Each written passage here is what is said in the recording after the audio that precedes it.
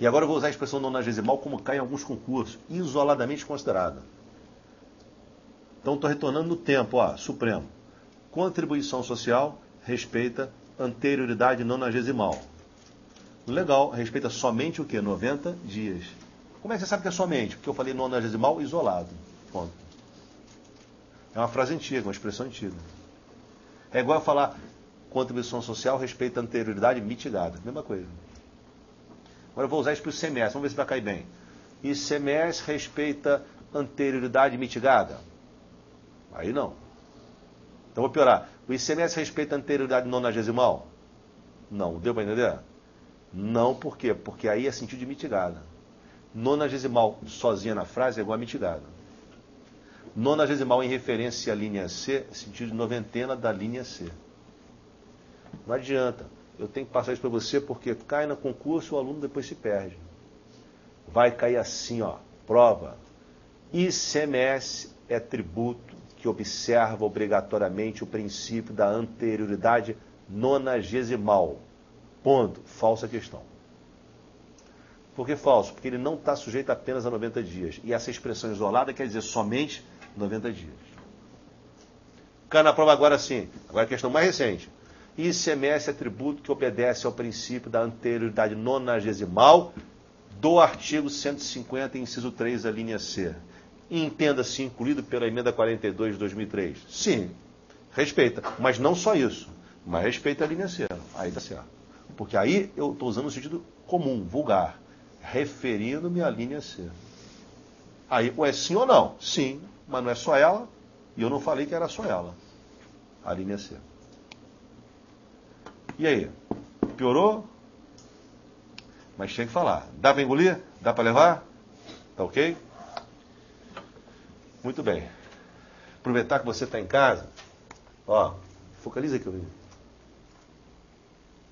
colocar de novo. Então, vou apagar o quadrinho, tá? Então vamos passar para outro princípio aí, enquanto eu vou fazer um comunicado aí. Passar para outro princípio. Depois da anterioridade, o princípio que vem é o quê? Capacidade o quê? Não, isonomia, né? Hã? Anualidade. E esse princípio não existe, não. Não existe mais. Está aí só para a gente falar sobre ele. O princípio da anualidade tributária, vou colocar então aqui, é o próximo. A anualidade.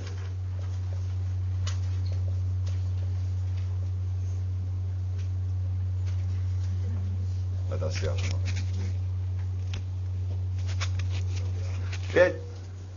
Pede socorro aqui do som. Eu tentei, mas não deu certo.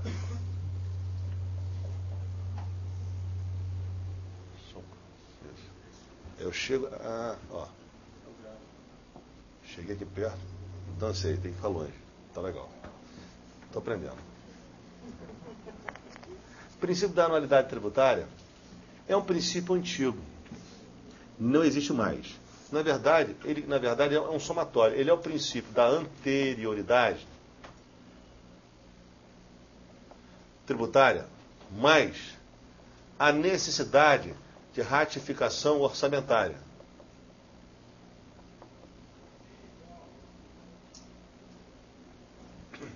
Vê se eu entendo isso.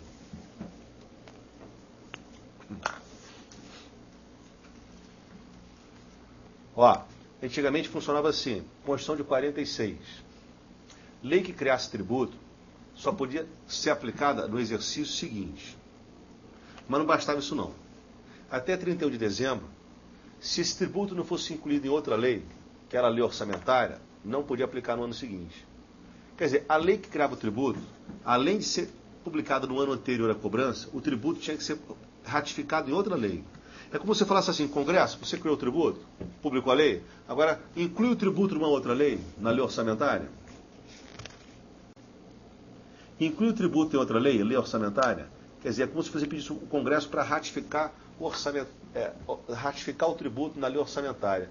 É como se pedisse para o Congresso incluir o tributo em duas leis, para condição para que ele fosse cobrado no ano seguinte, como condição para a cobrança no ano seguinte. Então, deixa eu brincar aqui, ó. Estamos no dia 1º de dezembro. Tributo, a lei publicada no dia 1º de julho, criando o tributo. Bom, deu 1º de janeiro, eu posso cobrar. Mas, por esse princípio, não. Até 31 de dezembro, o tributo teria que ser incluído também na lei orçamentária, como receita para o ano seguinte. Se não fosse, não podia cobrar em 1º de janeiro. Esse princípio era o princípio da anualidade tributária. A emenda constitucional número 1 de 69 acabou com isso aqui. A necessidade de ratificação orçamentária foi eliminada de vez pela emenda constitucional número 1 de 69.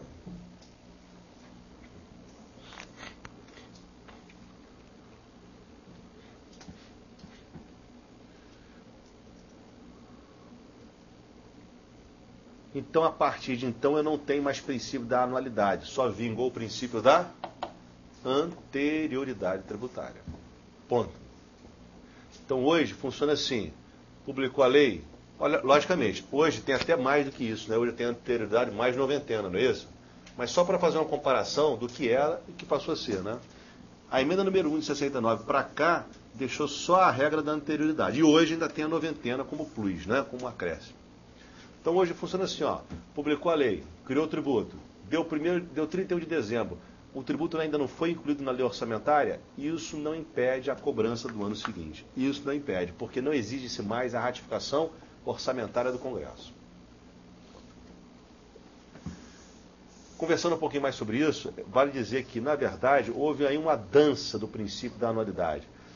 A Constituição de 46 previa o princípio da anualidade. A emenda 18 de 65 acabou com a anualidade e deixou a anterioridade. A Constituição de 67 fez ressurgir a anualidade. E a emenda número 1 de 69, que eu deixei aqui para terminar a história, é que acabou de vez com a anualidade. Houve aí um vai e vem. Então eu estou no finalmente da história. Próximo princípio da aforia. Qual é? Princípio da isonomia. Agora, pessoal, tem que acompanhar a leitura do artigo, tá? Ó, o artigo 150, inciso 2. Constituição, princípio da isonomia.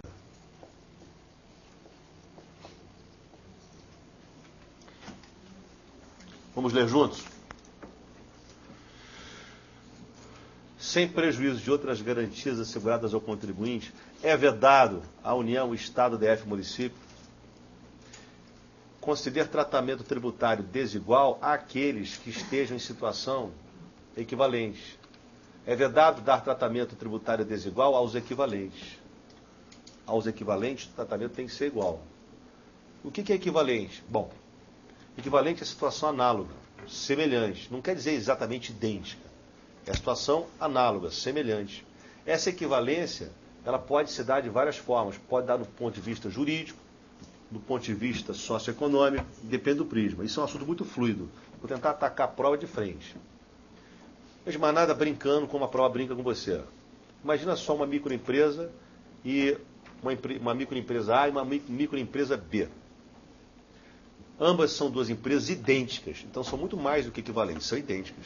O tratamento tributário tem que ser igual, porque são idênticas, portanto presume-se equivalência, muito mais do que isso. Imagine você uma microempresa A e uma empresa de pequeno porte C.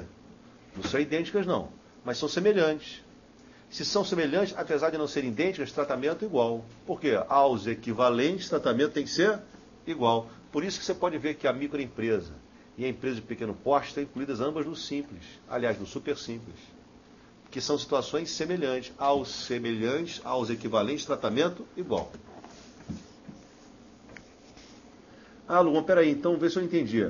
O princípio da isonomia preconiza tratamento igual, não é só aos iguais, não, é aos equivalentes. Mesmo que não sejam idênticos. É aos equivalentes, aos análogos, semelhantes.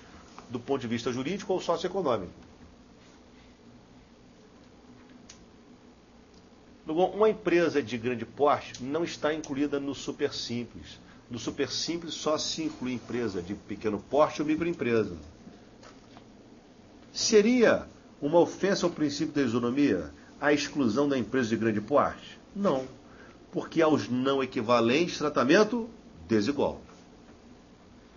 Se eu der tratamento igual aos não equivalentes, estou prejudicando um deles. Estou equiparando os não semelhantes, não posso. Aos não equivalentes, o tratamento tem que ser desigual para fazer isonomia. Justamente para atingir justiça social. Então, a exclusão da lei do super simples da empresa de grande porte não viola a isonomia. Aliás, pelo contrário, realiza. Porque o princípio da isonomia é conceder tratamento tributário igual aos equivalentes. Entenda-se, desigual aos não equivalentes.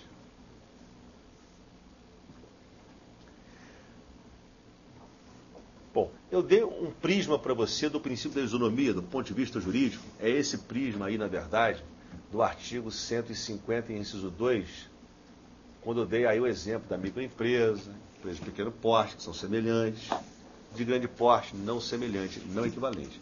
Essa questão que eu passei para você caiu no concurso fiscal de CMS. Estou lembrado se foi Mato Grosso, há muito tempo atrás, onde a empresa de grande porte excluída da lei do simples, alguma coisa assim, e a pergunta é se isso iria ferir o princípio da isonomia. A resposta não, porque aos não equivalentes, tratamento desigual. Só que o princípio da isonomia, ele tem um outro enfoque. Ele tem dois enfoques. Deixa eu ver na folhinha se eu coloquei os dois enfoques para você. Faz aqui. Please. Isso, na folhinha, obrigado. Que aí facilita a nossa vida.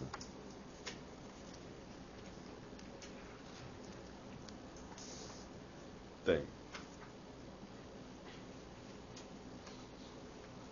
Na página 66, você vai ter que avançar um princípio, depois eu volto, tá?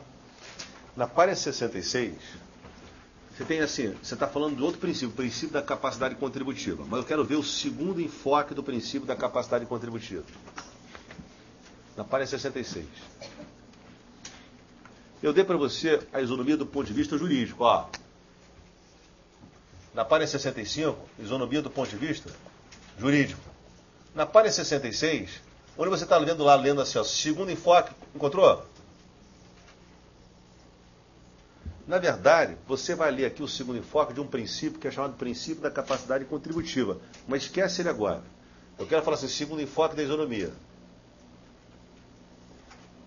Nessa expressão segundo enfoque, eu quero que você escreva assim, ó, isonomia do ponto de vista socioeconômico. Isonomia do ponto de vista socioeconômico, onde está escrito o segundo enfoque. Também pode escrever assim, também chamado de princípio da capacidade contributiva, pela visão do STF. Pode colocar assim, capacidade contributiva na visão do STF. De novo, isonomia do ponto de vista socioeconômico. É o segundo enfoque. Ou também chamado capacidade contributiva para o STF. Só que eu não quero falar de capacidade contributiva agora, eu quero falar só de isonomia.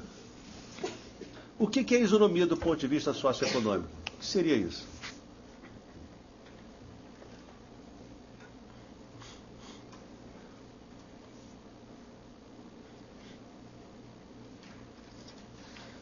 Bom, o que eu vou falar está escrito no texto para você. Só preste atenção. Ó. Isonomia do ponto de vista socioeconômico é tributar mais quem tem mais capacidade de suportar a carga tributária.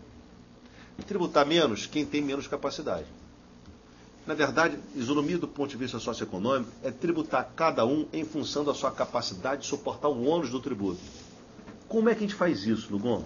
A gente faz isso através da concessão de isenções, incentivos fiscais, benefícios fiscais. Com que finalidade? Com a finalidade de equilíbrio socioeconômico, ou seja, isonomia socioeconômica, finalidade de realização da justiça social. De novo, o princípio da isonomia do ponto de vista socioeconômico é um instrumento de justiça social. Ele visa realizar a justiça social. Como? tributando mais quem pode mais e menos quem pode menos. Ele, na verdade, será uma forma de se tributar, cada um, em função da sua capacidade contributiva, entenda-se, de suportar o ônus do tributo. E como é que você faz isso? Os instrumentos são a concessão de isenções, incentivos e benefícios fiscais. Verifica na folhinha se o que eu falei está redigido. Deixa eu ver rapidamente se eu vou digitar. Deixa eu ter que digitar, presta.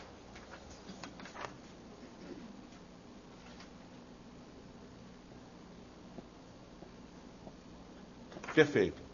Perfeito. Na folhinha está bem redigido para você já. O texto já está perfeito. Eu peço para você dar uma lida, então, no texto, logo a seguir, da expressão segundo enfoque, que eu vou repetir alguns assuntos que você já vai ter lido. Pode ler sozinho.